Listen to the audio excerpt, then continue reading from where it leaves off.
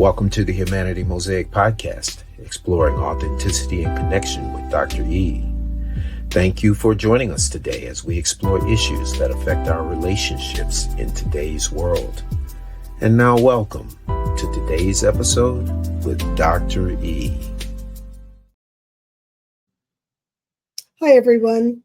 So happy to be here as always with you. And whenever I have this particular guest, I am overjoyed. Today, you're going to be meeting and listening to a conversation with Nancy Levin. Nancy is a master coach, podcast host, and best-selling author of several books, including Embrace Your Shadow to Find Your Light. Formerly, she was the event director at Hay House for over a decade. She's the founder of Levin Life Coaching Academy and offers in-depth coaching. I mean, the type of coaching that really helps you to move forward with your life, forward in your career. Nancy's just an amazing coach. I want you to know that not only does she offer coaching, but she does have certification programs and something that you can do with when you actually do the work and process through with Nancy. To be able to spend any time with Nancy Levin is a true gift. I want to bring to the stage now my dear friend and amazing human, Nancy Levin. Hi, Deborah. Hi, Nancy. I mean, I know we have to do a podcast, but I really just want to kind of girlfriend talk, you know. I know. I'm so happy to see you, and it's an honor to be here. Yeah. Nancy, there are so many things that we could talk about. It's almost hard to just sort of narrow it down to where we really want to go. But I do know that you have a new book out, and I'd love for you to start just talking a little bit about this because it's something we all need. Thank you. Yeah, so my newest book is called Embrace Your Shadow to Find Your Light. And shadow work has always been at the core and foundation of everything I've been doing. And so there's a beautiful sort of full circle moment here that this is my 7th book. And this is the one that is purely, wholly devoted to shadow work itself. And very simply put, for anyone listening, the shadow is our unconscious. And the shadow was first coined in this context by Carl Jung. And essentially, I like to think of the shadow as a place within me. I like to think of it almost like a cave.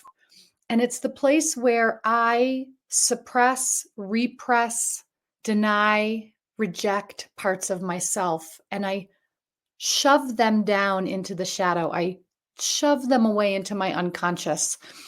And the problem with that is that when we reject parts of ourselves, we end up projecting them out onto other people and the world. And so the real gift of doing shadow work is bringing the unconscious conscious and recognizing that these parts of ourselves that we either don't want to be and don't think we are, as well as the parts of ourselves we would like to be and think we're not. All of that gets shoved into the shadow, becomes really fertile breeding ground for a whole host of limiting shadow beliefs and shadow commitments that we unconsciously make in childhood that end up driving the bus of our lives, holding us back from what we really want.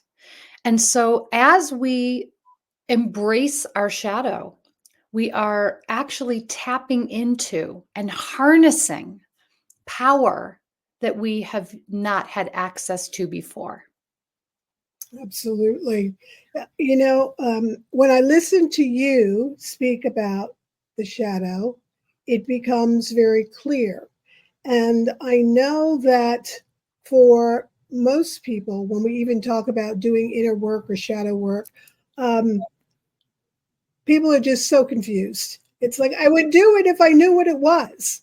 I would do something with it if you could sort of give me a roadmap, which is, I give people the Enneagram and say, okay, Yes. here's what your personality archetype is, and here's what's going on behind all of this. And the shadow is very much aligned with what we call the passion or the fixation, the ways that we get stuck, the Yes. things that we don't want to look at. Nancy, because you're such an experienced and incredible coach, if you're trying to guide people into the space of really being able to look at their shadow and to begin doing shadow work, what are some of the first steps that you feel would be beneficial for people to begin to do this work? So what I first want to presence is that we all have a shadow. So I think it's important to just say that we all have a shadow, and your shadow is not bad. And we come by our shadow honestly, because what happens is when we are young, we are taking in information around us, and we are cultivating and crafting a persona to put out into the world. And ultimately, what we're doing is we are packaging ourselves to be palatable and digestible to other people based on the messages we get around what brings praise and what brings punishment. And so we first, as we are embarking on exploring our shadow and being willing to look within, we want to begin to uncover these beliefs that got embedded so young, the beliefs that limit us because we essentially were too young to process and digest what was happening. And so we did what really all kids do. We make everything mean something about ourselves. And so we're drawing conclusions left and right. And so we begin to believe things like, I am not good enough. I am not enough. I am unlovable. I'm not worthy. So these are the beliefs that start getting ingrained. And what we want to see is how these beliefs have become magnetic, how they've drawn situations and circumstances and relationships toward us because of what we believe about ourselves. And once we can clearly see what the belief has been, from there, we can begin to shift it. We can begin to find past proof for it being untrue. And we can begin to, along with a new belief, we can back up the new belief with action. And that's really how a belief is going to shift. So that's one of the ways that we can begin looking at where the shadow has been guiding us. How have we been at the mercy of these beliefs that are not true? They're just beliefs, and a belief is not a fact. And so, yeah. Yeah, I love that. I love that. It's interesting because for most of our lives, we travel and navigate the world with a belief system that was installed for us. That's not right. really created by us. And for our listeners, what we're saying here is that when you get ready to leave home, your suitcase is already packed up, the invisible one, with all of these messages that we've received from sometimes very well-intentioned people like our parents, to keep us safe or to keep us going on a road towards being successful, whatever it may be. But they're not in one ear and out the other. I always say it's in one ear and down on the hard drive, and you don't even know it's there. And if we don't stop at some point in time and investigate what's in that invisible beliefs bag, then we go through our whole life living from a place of false beliefs. That's And I right. love what you said, false beliefs, because they're not fact, Right. not true. And they're not only about ourselves, but they're also about people around us. We have all kinds of crazy beliefs that we've just never explored. Yeah, we tend to form these beliefs about ourselves, others, and the world at large. And we do this because we are meaning-making machines. Correct. And so when we are very young, when events occur that we don't know how to deal with, or we don't even understand, we make it mean something about ourselves. And so, just for an example, the one I will often share because it's so profound for me. When I was born, my older brother was severely disabled. And so I got a very clear message that my needs don't matter. His needs are more important than mine.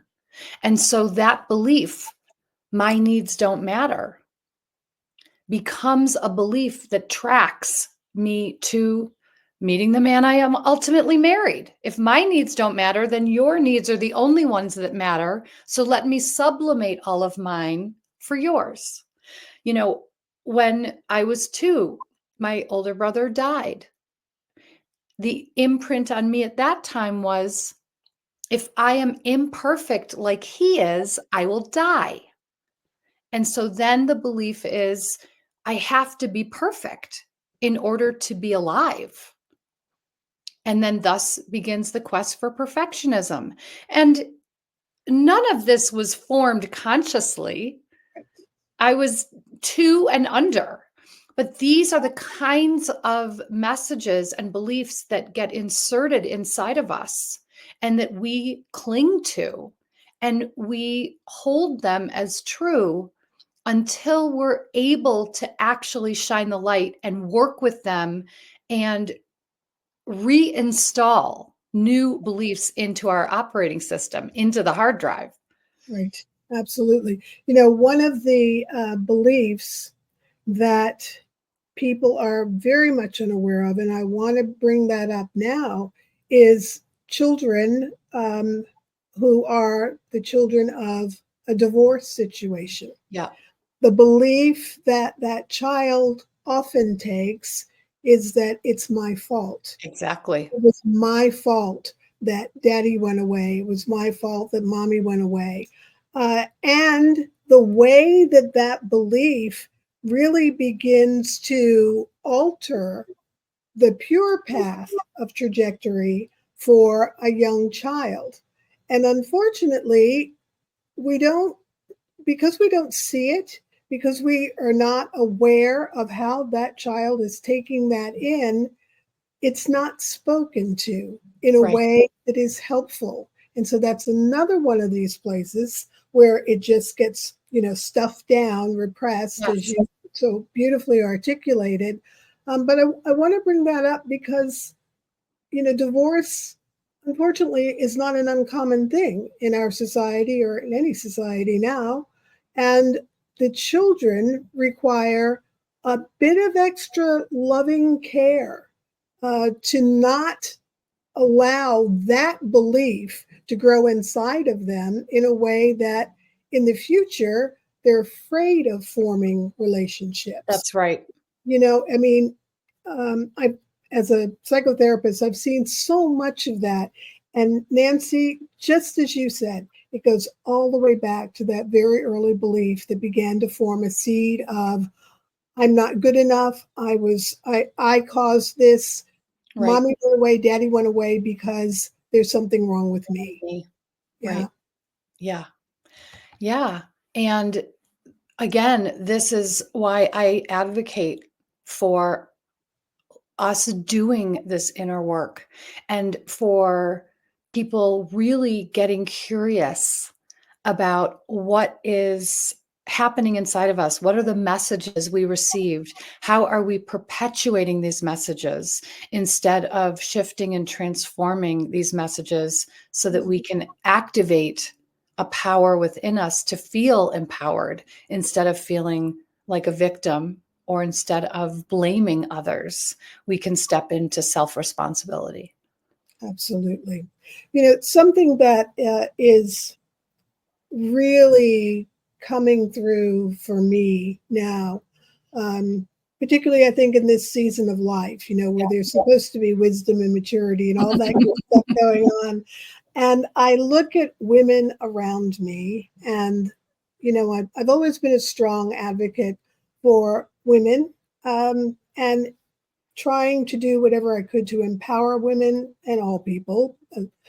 We all have this feminine and masculine energy within us. Mm-hmm. And one of the things that I'm looking at now, Nancy, and I want you to speak to it because I know that you understand this probably much better than most. The energy of women who are not able to support other women. Okay, there's a shadow piece going on in there. There And is.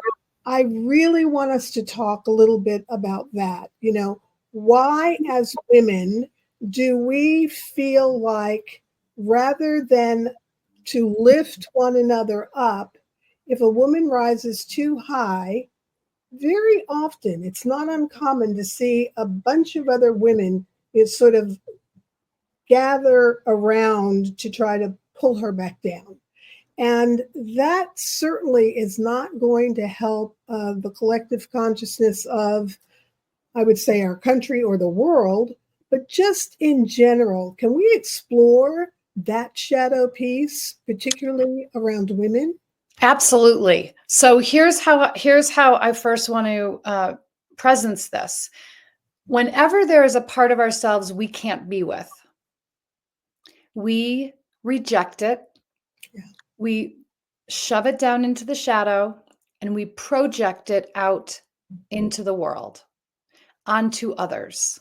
And so specifically about what you're talking, the way I look at this is if we see another woman embodying the characteristics that we've disowned, we judge, we feel threat. And so we might see a woman, and I want to be clear, these are characteristics that we don't want to be and don't think we are, as well as characteristics that we would like to be and think we're not. So we can see a person, we can see a woman, and we can point a finger and call her characteristics from both sides, qualities from both sides. We could call someone opportunistic. We could call someone confident. We could call someone courageous. We could call someone irresponsible. So whatever it might be, we're throwing these qualities onto another person because we can't be with these qualities in ourselves.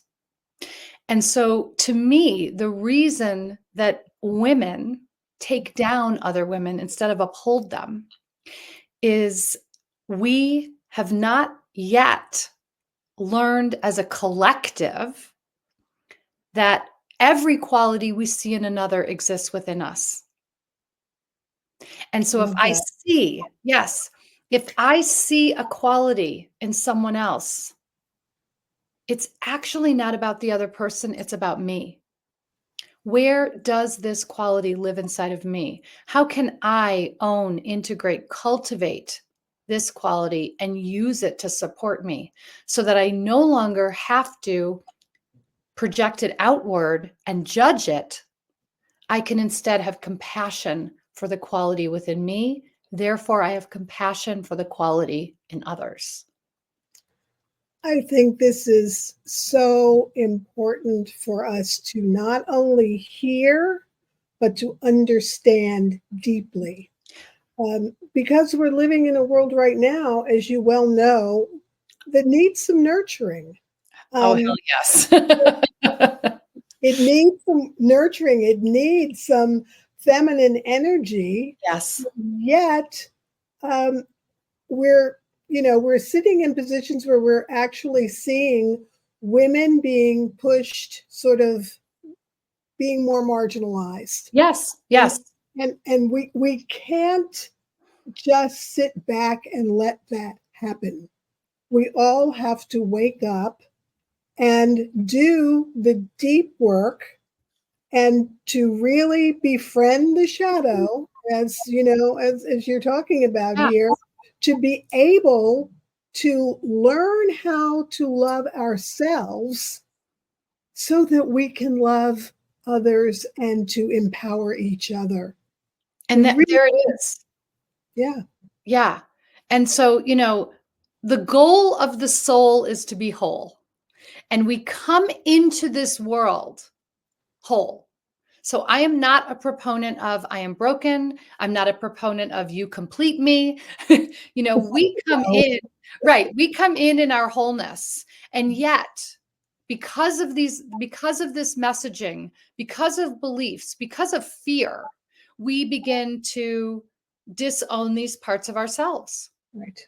And I think about shadow work. I think about this process very much like the process that the moon moves through each month, because we see the moon in the sky. We might see a sliver, a crescent, a half a moon, a full moon. No matter how much of the moon we see or do not see, the moon itself is always whole. It is concealing parts of itself and revealing parts of itself throughout the month. We do the exact same thing. We are whole. And yet we conceal the parts of ourselves that we push away. And then when we do our shadow work, we are able to reveal these parts of ourselves. And I'm not suggesting that we walk around every minute overexposed. We still get to be discerning about when and where and with whom we reveal ourselves to. But at least we're revealing ourselves out of a conscious awareness as opposed to concealing out of fear. That makes all the sense in the world. You know, I speak often about how we have taken up space as a fear-based society rather than a love-based society.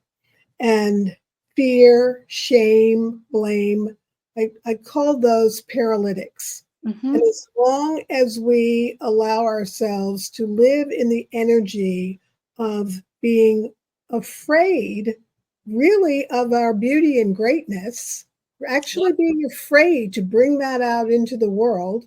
And, this just aligns so beautifully with what you're saying about if we, no matter whether the qualities are positive or negative, Right. we are actually projecting that outward. And if, in fact, the quality is a negative one, we actually use that in a way to love ourselves less.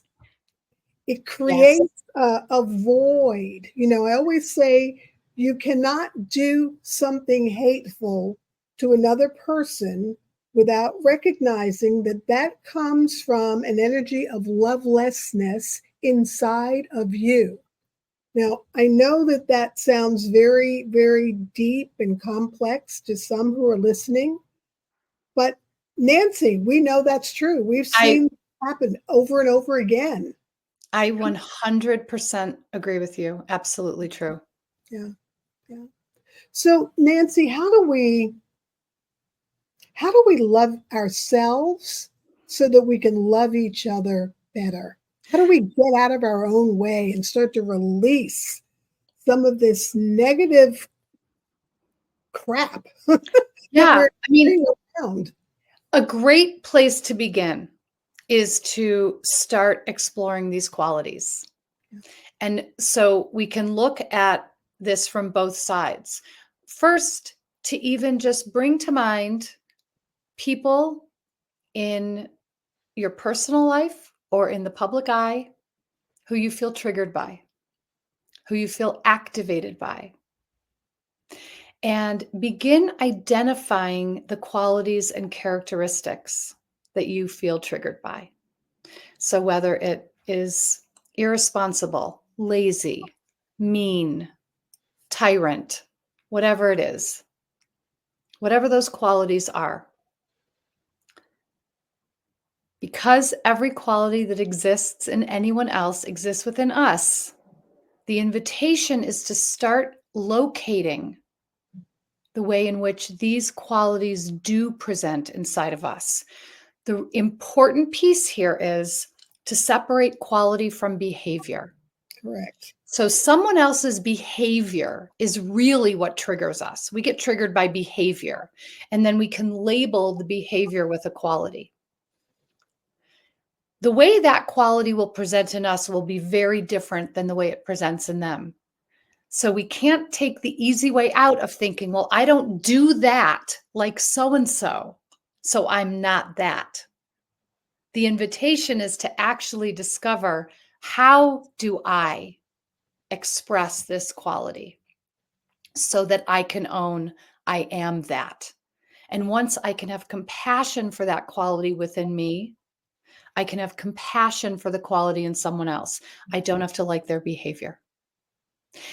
Then we can flip it to, who are the people, again, in my personal life or the public eye, who I feel inspired by, enthralled with, enamored by?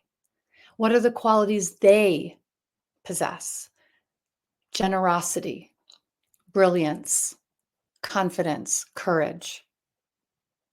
And how do I locate those qualities in me? When is a time that I have expressed that? Because something shut it down. I got a message. Don't be too big for your britches. Correct. Right? Don't draw attention to yourself. Children should be seen and not heard, whatever it is. And then we shut parts of ourselves down. And again, this all goes into the packaging of ourselves. And so the more willing we are to reclaim these individual qualities as our own, we no longer have to project them out onto others. And we get to return to our wholeness. Which is a beautiful place. Yes. Beautiful. That's, that is the journey of life, to return to our wholeness, to return to our authentic self. And, as you well know, I teach and practice the Enneagram in order to do this type of work. And I've shared with many people that when I first discovered my Enneagram point, that I stood at point 1, and that Enneagram energy, I curled up into a little ball and cried for 3 weeks. For 3 weeks. And what it was is exactly what we're talking about today.